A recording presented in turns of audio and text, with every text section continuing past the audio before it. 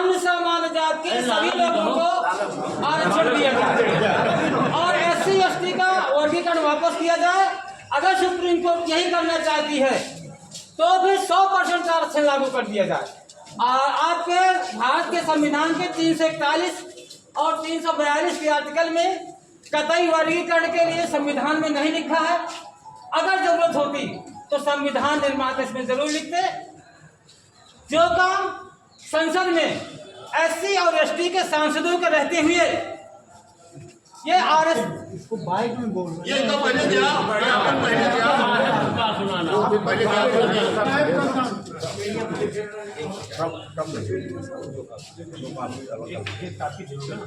अब हमको न्याय मिले।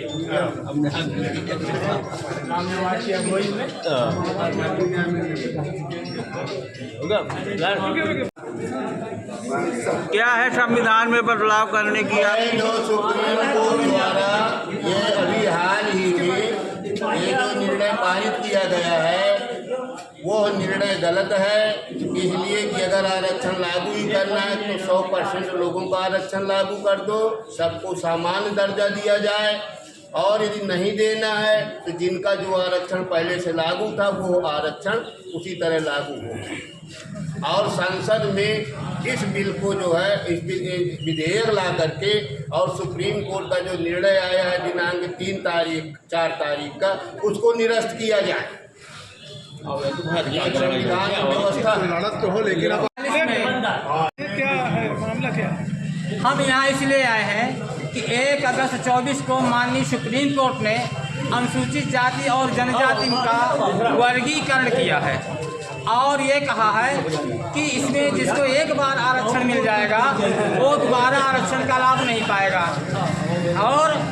और जो जातियां हैं उनको आरक्षण का लाभ नहीं मिला है।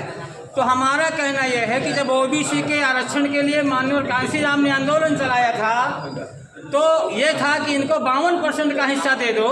तो यही माननीय सुप्रीम कोर्ट ने कहा था कि जाति जनगणना का डाटा उपलब्ध नहीं है इसलिए हम नहीं दे सकते। 27% का झुंझुना दे दिया गया। आज SC/ST के वर्गीकरण के लिए डाटा माननीय सुप्रीम कोर्ट को कहाँ से उपलब्ध हो गया, ये एक सवाल पैदा होता है। दूसरी बात यह है कि भारत के संविधान में आर्टिकल 341 और 342 समेत 340 में भी कतई वर्गीकरण का उल्लेख नहीं है। अगर वर्गीकरण की जरूरत होती तो संविधान वेदता इसमें जरूर लिखते। और आपको SC और OBC का आरक्षण नजर आता है, क्रीमी लेयर नजर आता है, लेकिन हमारा कहना है कि जहां दादा यानी बाप भी जज है, बेटा भी जज है और नाती अभिनोदी जज होने के कगार में है, तो आखिर इस जाति के आधार पर जो आरक्षण ले रहे हैं और सुप्रीम कोर्ट के जज बन रहे हैं तो इनको सबसे पहले अपने ऊपर लागू करना चाहिए और कॉलेजियम में नियम बनाना चाहिए कि जो एक बार जज बन जाए दोबारा जज नहीं बनेगा। एक बार आरक्षण का लाभ ले ले आरक्षण का लाभ नहीं बनेगा। और इसको सुप्रीम कोर्ट को चाहिए कि कॉलेजियम का वर्गीकरण कर दे, क्योंकि अभी तक जो डाटा उपलब्ध हुआ है कि EWS में 83 IAS एक जाति के बने हैं और 13 ठाकुर IAS बने हैं। मेरा कहना है कि 6% ठाकुर हैं, 3% एक जात के लोग हैं, तो उनके 83 जज क्यों? जिनको दूना जज बनना चाहिए उनके 13 जज क्यों? तो मेरा तर्क है, माननीय सुप्रीम कोर्ट से मेरा निवेदन है आपके माध्यम से कि EWS का वर्गीकरण कर दे ताकि इसमें जो सामान्य जातियां हैं, बनिया हैं, ठाकुर हैं, लाला है, सामान्य वर्ग के सिख, मुस्लिम, जैन, बौद्ध, पारसी ऐसे तमाम के जो सवर्ण हैं उनको भी उसमें हक मिल जाए और साथ साथ आपका कॉलेजियम में भी आरक्षण कर दे और EWS में भी कर दे। हमारा यही कहना है। क्या मामला है? हम सुप्रीम कोर्ट के इस फैसले के खिलाफ आए हैं जो संविधान विरोधी है। हमारे देश में आरक्षण का आधार सामाजिक न्याय है, न कि गरीबी और अमीरी। माननीय सर्वोच्च न्यायालय ने जो फैसला किया है तो ये संविधान के उल्लंघन में है। आपने हमारा शोषण जात के आधार पर हुआ है तो आरक्षण जात के ही आधार पर होना चाहिए, यह तो इसको पूरा समाप्त होना चाहिए। इसका हम रुकिए भाई।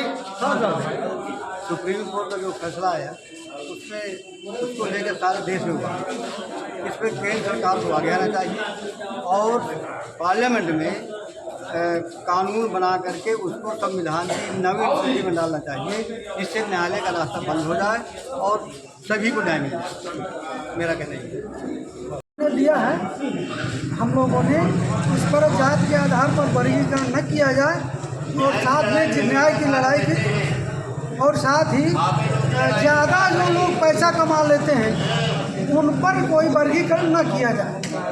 बस